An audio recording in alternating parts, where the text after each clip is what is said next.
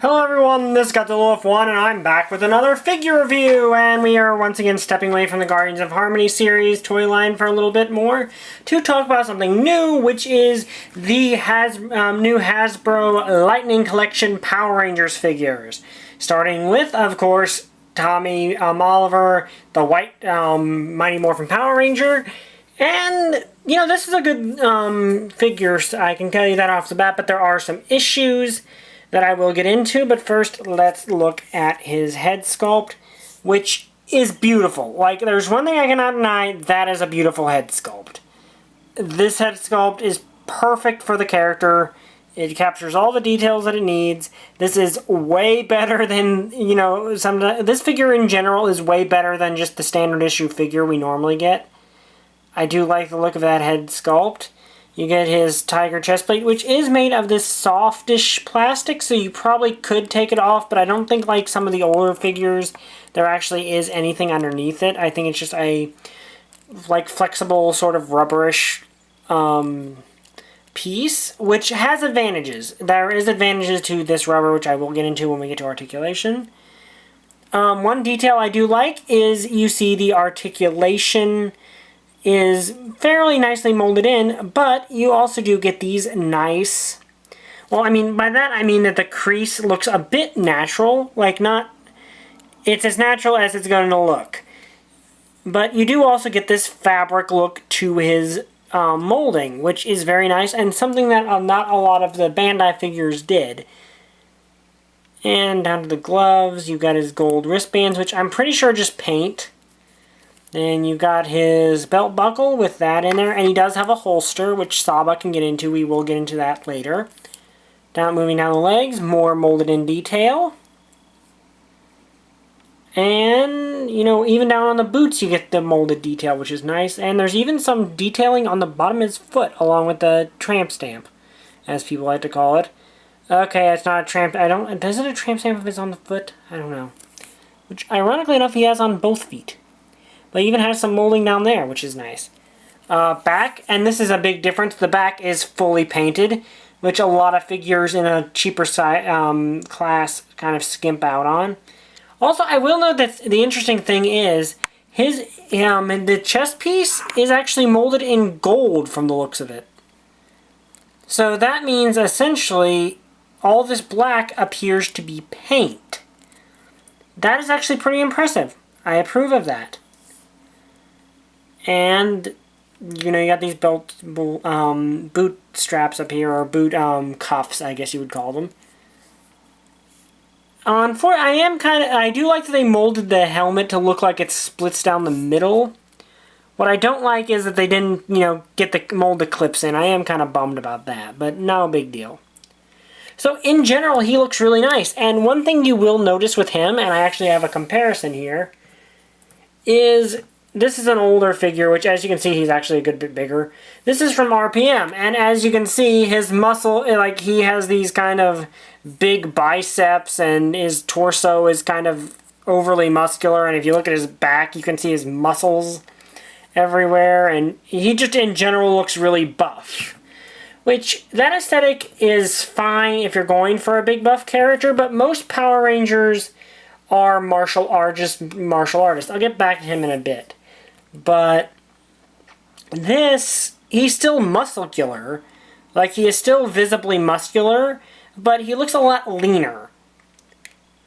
Like, he looks a lot more like he's got lean muscle than the older figures, which just look like, which kind of have that bodybuilder style muscle.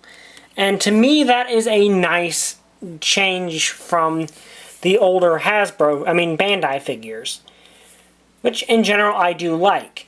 Now, moving on to the next part, which is articulation. He has a ball jointed and a ball joint, and then another joint, like a swivel on top of it.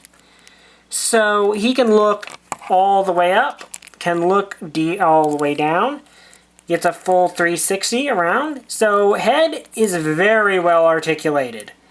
Shoulders can move, like, it's kind of a weird ball and socket joint in there, but you've got a joint inside the torso in there.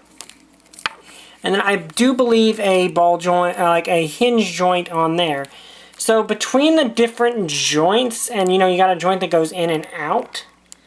So he gets a lot of movement. It can be a tiny bit of an issue to maneuver around a little in some positions, but there are not positions you can really, that a simple readjustment won't fix. So it is a little awkward in some places, but I do like that, you know, he has that range of motion that most figures don't, or that lower price point figures don't have in the shoulder.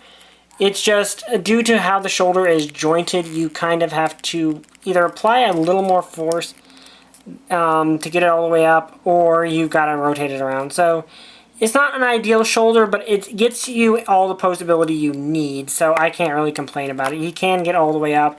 And this is kind of where the soft plastic comes in handy, because the soft plastic does deform when he does that. I wouldn't recommend keeping it like that forever, but it is something you can do. He has a bicep swivel above the elbow. A very nice elbow bend. Though I will note there is a bit of CQ problems on mine. As you can see, the elbow joint is kind of malformed on this arm, where on this arm it looks all nice and natural. That's just a bit of bad QC on mine. Yours shouldn't look like that. As for the wrist, he does have a wrist swivel, and then each of the hands has a bend right there, which can go in and out. So you got a nice range of elbow movement, though be very careful with these elbows. I'll get into that in accessories more, but be very careful maneuvering those. He has a twist, and he has a rotation up inside of the chest, inside the armor up here, rather than at the waist, which feels a little more natural. It hides the seam very nicely because it's up under the armor. He actually has two chest crunches. He has one chest crunch which is up under the armor, and then another chest crunch which is down here, so he can bend all the way over. So very nice, and he can go all the way back to a very unnaturally creepy angle, like his spine has been broken. So very nice articulation in the torso. Moving on down, you have the hips, which are unhindered going all the way out. Can move forward that far. Back, it's hindered by his butt, but you can get around it a little bit. And, you know, most poses you probably won't have to have the leg go back all that far anyway. It is a limitation, though. He does have a swivel above the knee. Full 360, no problem. Then the knee joint itself, it's a double jointed knee, but you kind of have to maneuver one knee at a time to get the full double joint. But once you do, it is a full double joint. And it does look a little weird, but due to the kneecap, it doesn't look as weird as it could. Then you have a swivel above the, at the top of the boot, which is basically the swivel for the entire lower leg. And then he has a ridiculously deep knee swivel. I mean, ankle tilt. Like, that is, like, freakish. Like, that looks like his ankle's broken. But he does have that much range in his ankles. So, you're not going to have any problems with that. And the ankle can move forward and back. I will admit this joint scares me. And it's kind of hard to maneuver, but you can get his... it is designed to accommodate his foot moving forward and back. It just does take a frightening amount of force, and I'm actually scared to do it. So, yeah, this guy's not perfect, but he does have really nice articulation. You can get him in a lot of really good poses that you would want your Tommy to be in. And he looks pretty good in them. And you can, like, especially those ankle tilts are really helpful. Like, with those ankle tilts, you can get him into so many poses a normal figure cannot get into. And this is where I do have to compare him to the Hasbro figures, because the Hasbro figures often did not have this. If it was a the Bandai figures, if it's a figure art, it probably had better articulation, but this guy runs $20, and it's a lot cheaper than a figure art. And I will get into that when I get to recommendations. But we will see when we get there. But there is some things I want to mention in regards to that. But moving on, let's look at his accessories, the first of which has been staring you in the face the entire time, which is Saba, who is in his belt. Now, he does come with a holding thing's hand, which is the one equipped to him right now. There is a reason I have that equipped onto him, but I will get into that in a second. Here we have Saba. His eyes are not painted, which is kind of disappointing, but he does have a really nicely sculpted head. I mean, with how small he is, it is kind of necessary that they skimp some details.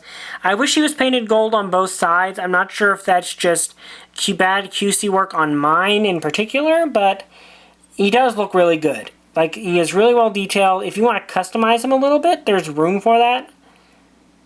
Going down the blade, he has the tiger's coin symbol right there and the fanged guard, which is nice.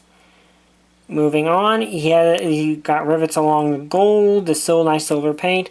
It is a flexible bendy plastic, but not like super flexible. So he should be fine. Very nice. Of course, that would be the accessory we'd have. Here's one of my complaints, though. These hands are scary. They are not very. These hands, they'll fit. When you get him in there, it's really nice. But getting him in there is kind of terrifying, and I'm petrified I'm going to break it.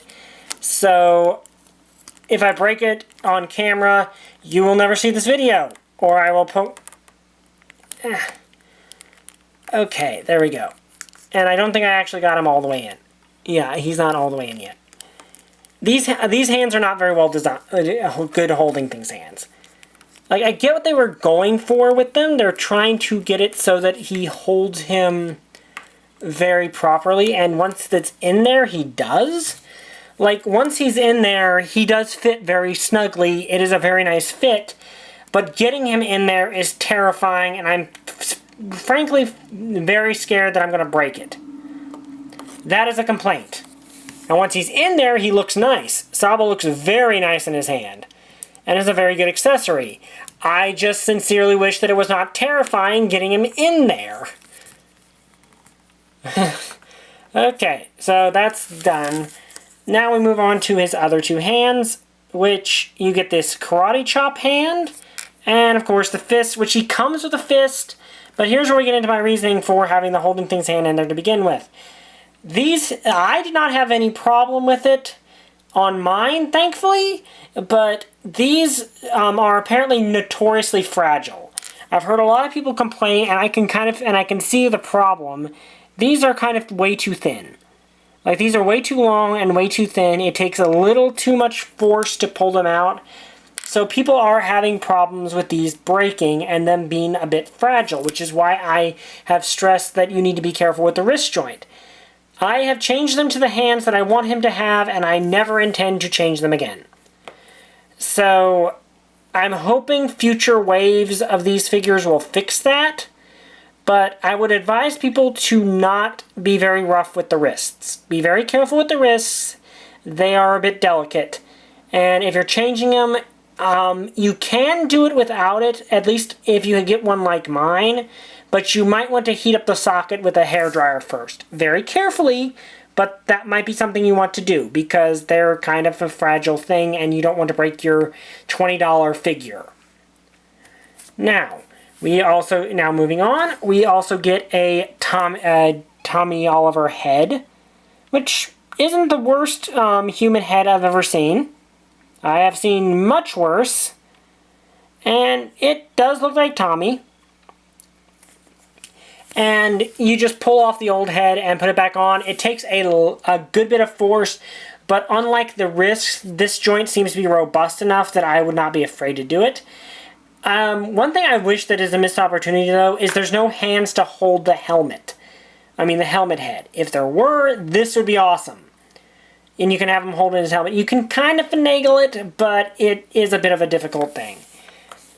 And I wish they would have done a little bit more with it. The last thing is this effect part, which I'm not going to lie, I honestly have absolutely no idea what this is. Like, I guess maybe it's supposed to be an impact effect part. It's shown on it was shown at like promotional photos for this. It's not depicted on the box, unfortunately. But you can kind of put it anywhere you want on the blade because it has a slot for it. But it fits the most snugly at the top. And he can support it, and I guess it's supposed to be like an impact effect part, like when he's connecting. Like maybe for a thrust, or it's meant to indicate movement. All I know is that it's not the strongest effect part in the line. And it kind of doesn't fit anywhere else on the blade except the tip, so I don't really like this effect part. It could be cool if it was like if he had like I guess a ranged weapon, but I'm not really sure what this effect part is for. It doesn't really fit. I mean, I'm sure there's a pose you could use it for, but the others have way better effect parts.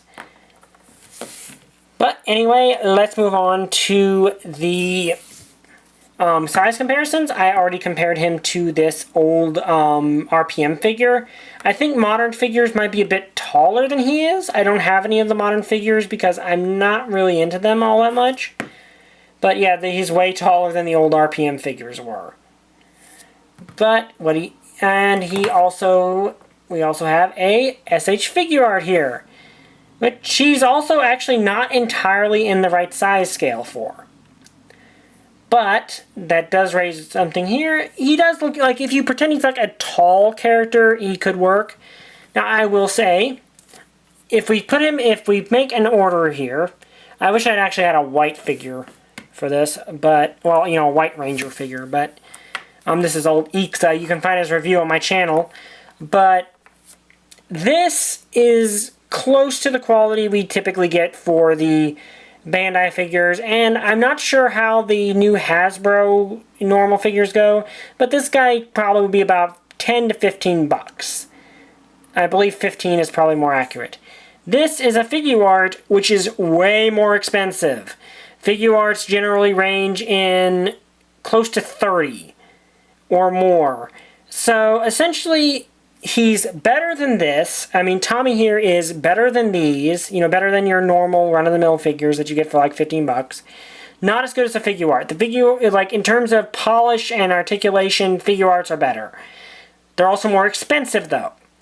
So my recommendation with this guy is, if you don't want to drop the money for a figure art, but you want something better than the normal figures, these are good.